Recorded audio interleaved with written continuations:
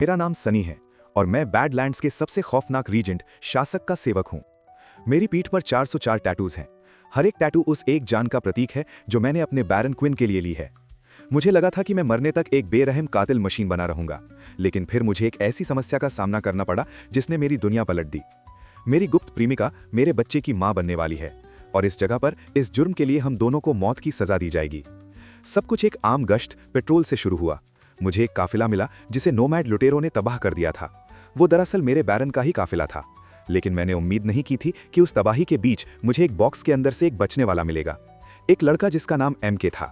उसे भी बाकी सबकी तरह एक लाश होना चाहिए था, लेकिन उसे एक खरोंच तक नहीं आई थी। और अजीब बात यह थी कि वो लुटेरन को किसी दूसरे बैरन ने नहीं, बल्कि एक खास मकसद से उस लड़के के लिए भेजा था। इस लड़के में जरूर कोई राज छुपा है, इसलिए मैं उसे बैरन क्विन के घर ले आया, जो मेरा घर भी है और मेरी कैद भी। मैंने देखा कि क्विन नए आए अनाथ बच्चों को कैसे झूठे सपने दिखा रहा है, जैसे ये जगह जन्नत हो। उसने मुझे सबके सामने बुलाया, मेरी पीठ के उन 404 निशानों की नुमाइश की, मुझे अपना सबसे वफादार हथियार कहा और अपना सबसे करीबी परिवार बताया। उस वक्त उन बच्चों की आंखों में जुनून देखकर मुझे अपना अतीत याद आ गया। एक अनाथ बच्चा जिसे नदी के किनारे से उठाया गया था और एक बिना जज्बात वाली तलवार बना दिया गया था। मैं इस सबसे थक चुका हूं, लेकिन मारकाट के अलावा मेरे पास और कुछ नहीं है। पर मुझे नहीं पता था कि उस रात मेरी जिंदगी पूरी तरह बदल जाएगी। मैं छुपे छुपे अपनी प्रेमिका वेल से मिलने गया। वो इस किले की सबसे प्यारी इंसान है। उसने मुझे बताया कि वो प्रेग्नेंट है। ये खबर मेरे कानों में बिजली की तरह कड़की। क्वीन के नियम के मुताबिक एक क्लिपर कभी अपना परिवार नहीं बसा सकता।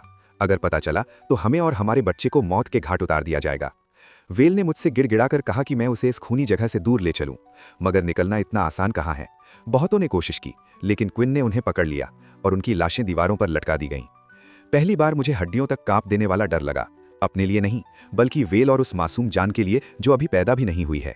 जब मैं मायूसी में था, तभी उस लड़के से एक उम्मीद की किरण जगी। क्विन का बेटा राइडर, जो एक लापरवाह और जलन रखने वाला शख्स है, उसने लड़के का एक अजीब सा लॉकेट पेंडेंट छीन लिया था। जब मैंने वो लॉकेट वापस लिया तो मैं दंग रह गया। वो एक कंपस दिशा सूचक था, जिस पर एक ऐसे शहर का निशान था जो मैंने पहले कभी नहीं देखा था। लड़के ने बताया कि वो उसका घर है, अजरा नाम का एक अफसाने जैसा शहर जो बैडलैंड से परे एक सुकून भरी दुनिया है। मेरा दिल जोर से धड़कने लगा।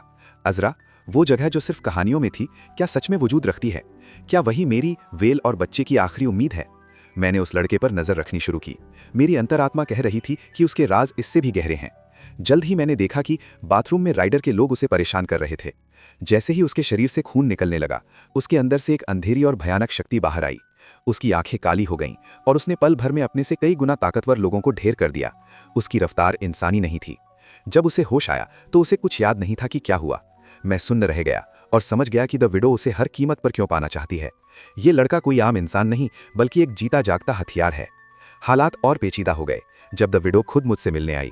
ऐसा लगता था जैसे वो मेरे बारे में सब कुछ जानती है, यहाँ तक कि क्विन के खिलाफ मेरे मन में उठने वाले सवालों को भी। उसने सीधा मुझे उकसाया कि मैं MK उसे सौंप दूं। इसी बीच राइडर ने भी MK की अजीब ताकत को देख लिया था। उसने तय कर लिया कि ये लड़का एक खतरा है।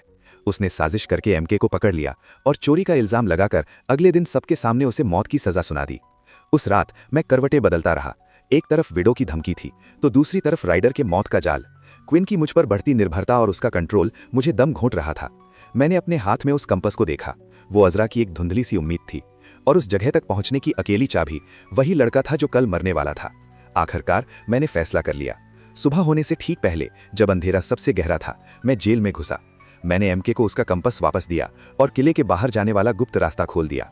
यह पहली बार था जब मैंने क्विन का हुक्म तोड़ा और उस परिवार से गद्दारी की जिसकी वफादारी की मैंने कसम खाई थी। मैंने उससे कहा कि वो अपनी मां को ढूंढे, अपने घर का रास्ता खोजे, क्योंकि उसके पास वो हक है जो मेरे पास कभी नहीं था, चुनने का हक। MK को आजाद करने के बाद क्विन मुझसे मिला। उसे मेरी गद्दारी का जरा भी एहसास नहीं था, बल्कि अपने बेटे की नाकामी और बाहर के खतरों की वजह से वो और मुझ पर भरोसा करने लगा था। उसने मुझसे कहा कि वो मुझे अपने बड़े घर के पास वाले कमरे में शिफ्ट कर रहा है, ताकि मैं उसके और उसके परिवार के और करीब रहूं। वो ऊंची दीवारों पर खड़ा था। उसने मेरे कंधे पर हाथ रखा और कहा कि मैं ही अकेला हूं जिस पर वो भरोसा कर सकता है, बिल्कुल उसके सगे बेटे की तरह।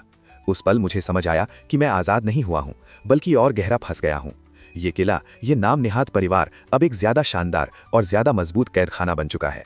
मगर मैं जानता हूं, अपने असली परिवार को बचाने के लिए और अजरा की उस छोटी सी उम्मीद के लिए मुझे अंत तक लड़े रहना होगा।